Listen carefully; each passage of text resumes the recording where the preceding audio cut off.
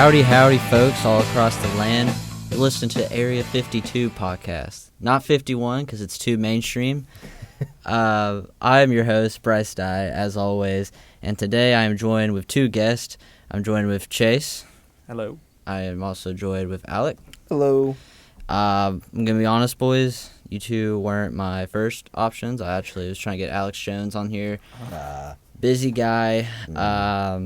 And also, he just, the topic he wanted to talk about would have got me sued. So I decided to go a different route. But here we are. And if you guys don't know what this podcast is about, it's about conspiracy theories. And each episode, we go over a different conspiracy theory. And we, at the end, will decide what we actually think happened.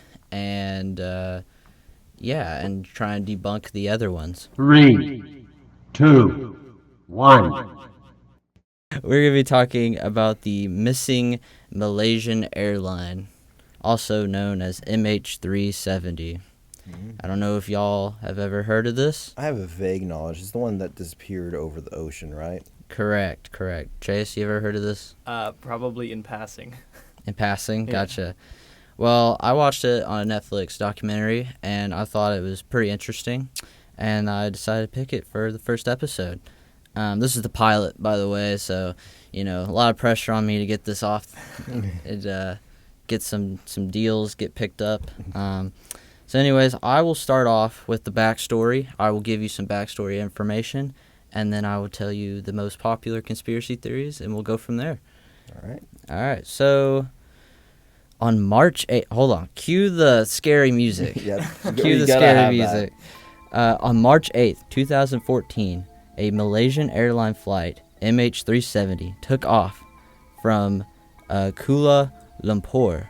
Not a real place, I'm not sure. That could be a conspiracy theory in its own. Some of these places out in the world just have really weird names. So. Right. Which just adds to the mystery, Very true, yeah. Heading to Beijing, China. It was a normal flight carrying 239 people from different countries. Everything seemed fine at first, but 40 minutes after takeoff, the plane disappeared from radar. There were no emergency calls, no messages from the pilots, just silence. Military radar later showed that the plane had made a strange turn to the west, flying back across Malaysia and out over the ocean. Then it vanished completely. Governments from all over the world joined the search for years.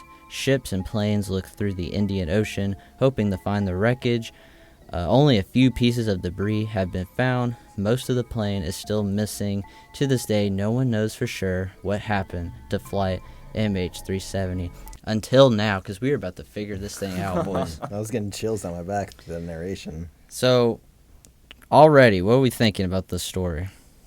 Probably crashed, right? In the probably ocean. crashed, yeah.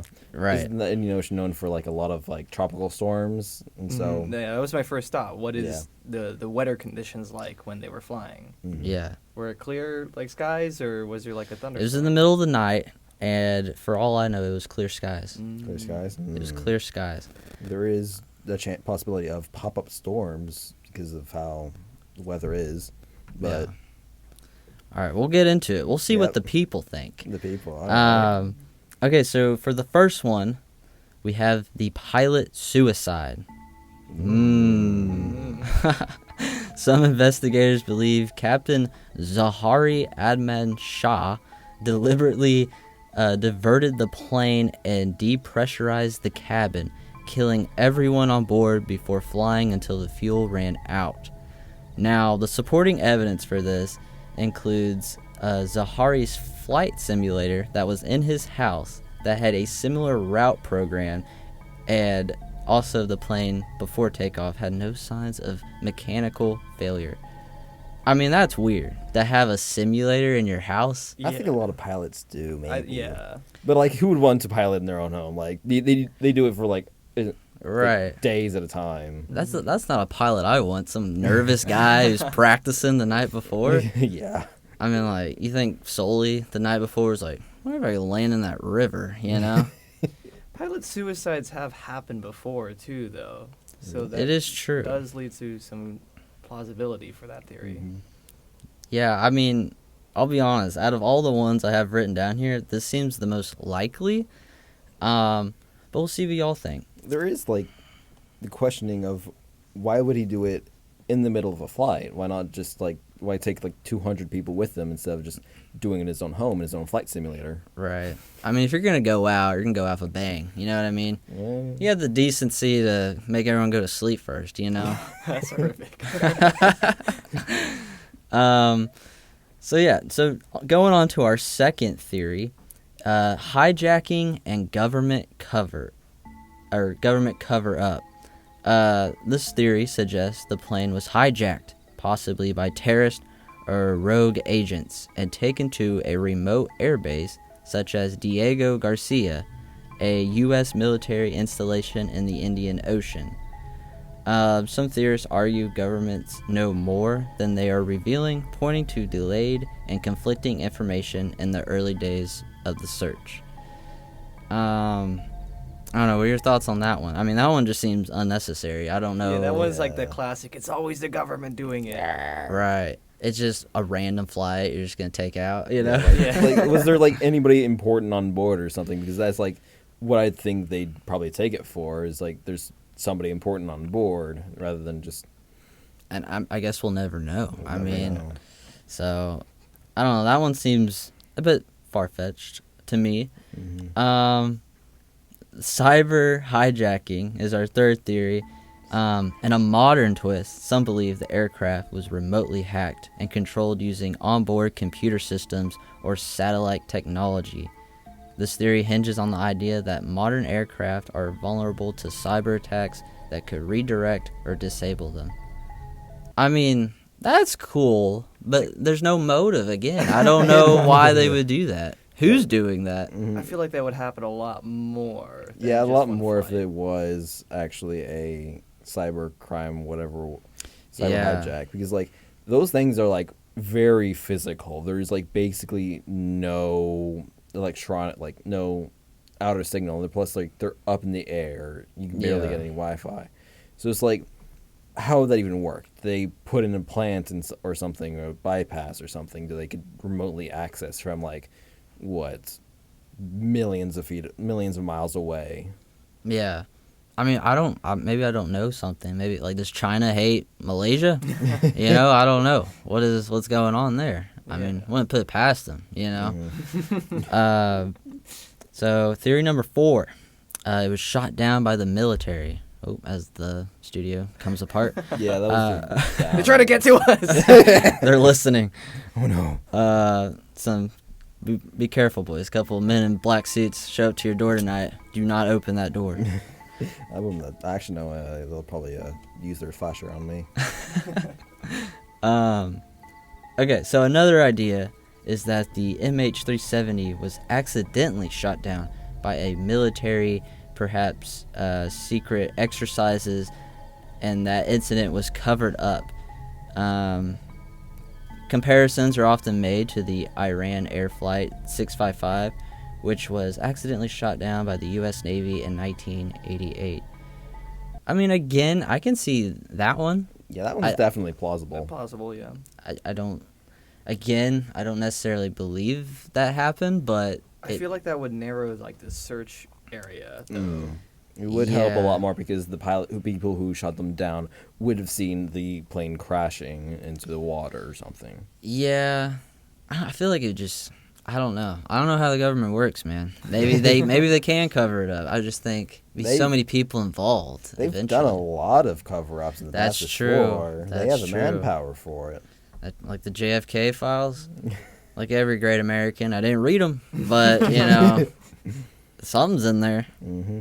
And then number 5 is my favorite, personally. It's an alien abduction.